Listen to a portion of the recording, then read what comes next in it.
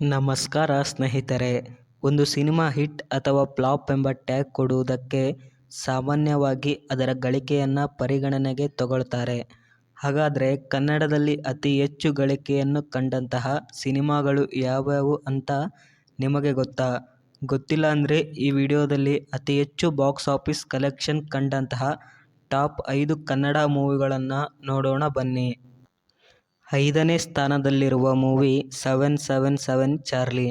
2022ರಲ್ಲಿ ತೆರೆಕಂಡಂತಹ ರಕ್ಷಿತ್ ಶೆಟ್ಟಿ ನಟನೆಯ 777 ಚಾರ್ಲಿ ನಾಯಿ ಮತ್ತು ಮನುಷ್ಯನ ನಿಷ್ಕಲ್ಮಶ ಪ್ರೀತಿಯನ್ನು ತೋರಿಸುವ ಮೂಲಕ ಸಿನಿ ರಸಿಕರ ಮನ ಗೆದ್ದಿತ್ತು.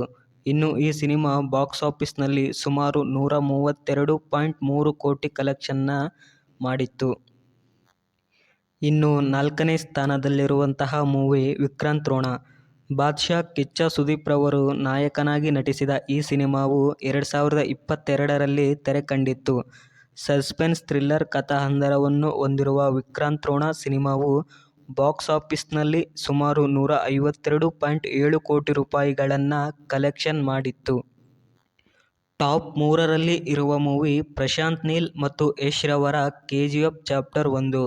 2018ರಲ್ಲಿ ಪ್ಯಾನ್ ಇಂಡಿಯಾ ಮಟ್ಟದಲ್ಲಿ ತೆರೆಕಂಡಂತಹ ಈ ಚಿತ್ರ ಕನ್ನಡದಲ್ಲಿ 100, 200, 250 ಕೋಟಿ ಗಳಿಸಿದ ಮೊದಲ ಸಿನಿಮಾವಾಗಿದೆ. ಇನ್ನು 2ನೇ ಅತಿ ಹೆಚ್ಚು ಗಳಿಕೆ ಕಂಡ ಕನ್ನಡದ ಸಿನಿಮಾ ಕಾಂತಾರ.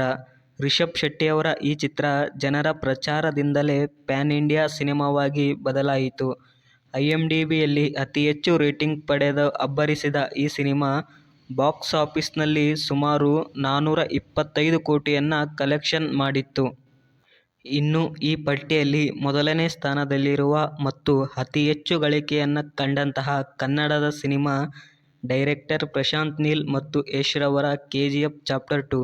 1000 ಕೋಟಿ ಕ್ಲಬ್ಗೆ ಸೇರಿದ ಮೊದಲ ಕನ್ನಡ ಚಿತ್ರವಾದ ಕೆಜಿಎಫ್ ಚಾಪ್ಟರ್ 2 2022ರಲ್ಲಿ ತೆರೆಕಂಡು ಬರೋಬ್ಬರಿ 1235.7 ಕೋಟಿ ಬಾಕ್ಸ್ ಆಫೀಸ್ ಕಲೆಕ್ಷನ್ ಮಾಡುವ ಮೂಲಕ ಅತಿ ಹೆಚ್ಚು ಕಲೆಕ್ಷನ್ ಕಂಡಂತಹ ಭಾರತೀಯ ಸಿನಿಮಾವಾಗಿದೆ.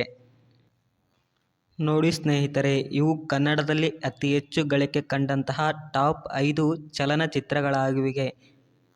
ನಿಮಗೆ ಯಾವ ಚಿತ್ರ ಇಷ್ಟ ಎಂಬುದನ್ನು ಕಾಮೆಂಟ್ ಮಾಡಿ ತಿಳಿಸಿ. ಧನ್ಯವಾದಗಳು.